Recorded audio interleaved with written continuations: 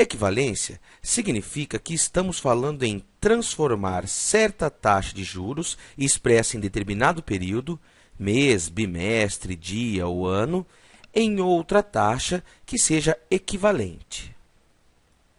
Exemplos de aplicações são: ao aplicar em um investimento a uma taxa de 1% ao mês, depois de 12 meses, qual será a rentabilidade? Outro exemplo: ganhei 12% em um ano. Qual será a rentabilidade média mensal dessa aplicação?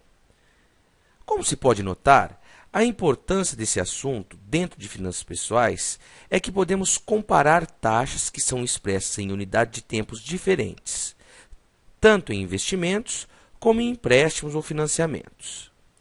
Aqueles que assistiram aos 3 primeiros vídeos dessa nossa série perceberam que as taxas de juros utilizadas nos exemplos eram sempre na mesma unidade de tempo do período, das parcelas. Mas isso nem sempre ocorre. Nós vamos ver ao final desse vídeo como resolver esse tipo de problema em séries de pagamentos e capitalização composta. Agora, vamos para o Excel e mostrar o que significa o famoso juros compostos, ou também chamado de capitalização composta, e compreender a diferença entre as respostas desses nossos dois exemplos, em que veremos que 1% ao mês não é a mesma coisa do que 12% ao ano.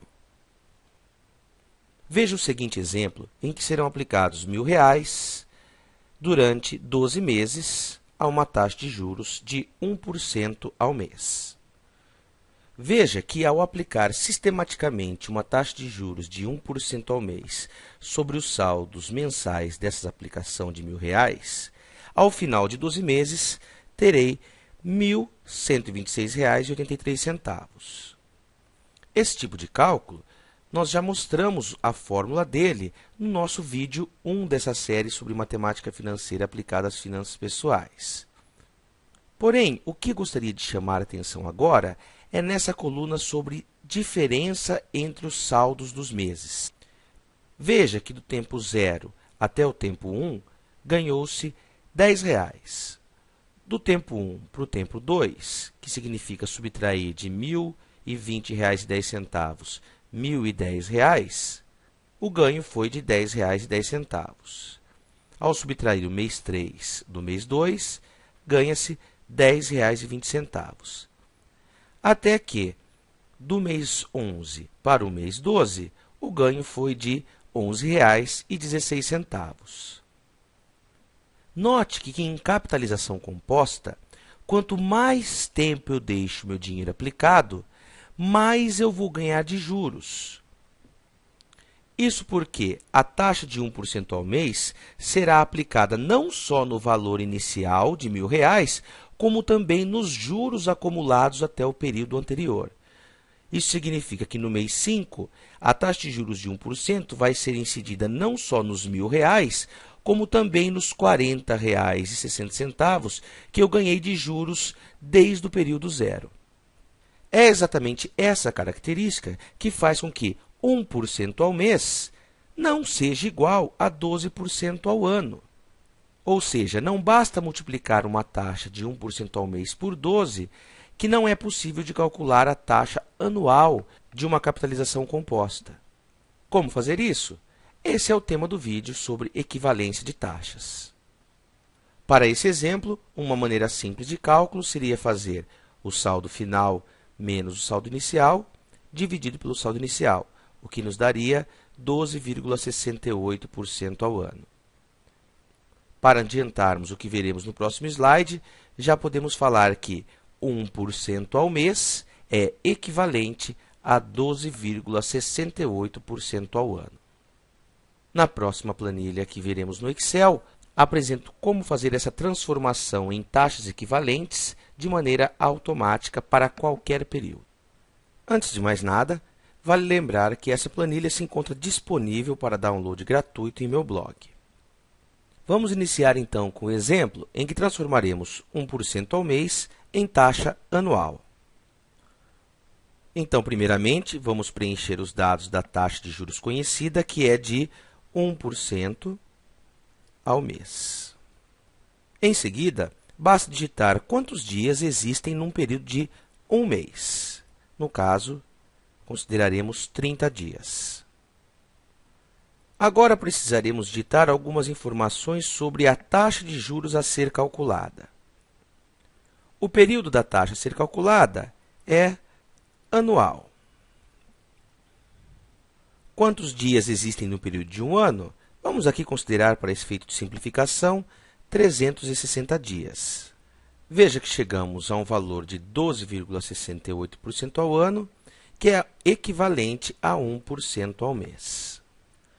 Vamos agora para um segundo exemplo, em que quero calcular qual a taxa equivalente ao mês de 12% ao ano. Vamos considerar o número de dias do período de um ano como 360 dias.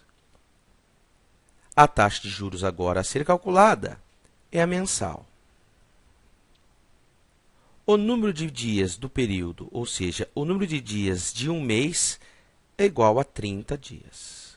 Veja que a taxa mensal equivalente a 12% ao ano é de 0,95% ao mês. Vamos para um último exemplo, em que eu tenho uma taxa de 6% ao semestre, sendo que vamos considerar aqui um semestre como tendo 180 dias, e quero saber qual é essa taxa diária. Uma taxa diária tem um período de um dia, e chegamos ao resultado de 0,032% ao dia, que é equivalente a 6% ao semestre. Uma observação que se torna muito importante para o uso correto dessa planilha em casos reais é verificar se o tempo é contabilizado em dias corridos ou dias úteis. Quando o problema requer a utilização de dias corridos, um mês significa 30 ou 31 dias. Por outro lado, quando o problema requer a utilização de dias úteis, o número utilizado deverá ser algo em torno de 20, 21 ou 22 dias. Por fim, gostaria de chamar a atenção de mais uma questão importante. Eu vou clicar aqui em Fórmulas, Financeira, VF, por exemplo.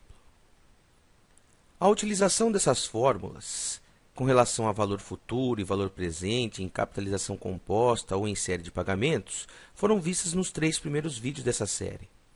E o que se pôde perceber é que nos meus exemplos eu sempre utilizei a unidade de tempo da taxa de juros igual à unidade de tempo do período, ou seja, sempre o período estava em meses e a taxa também estava mensal.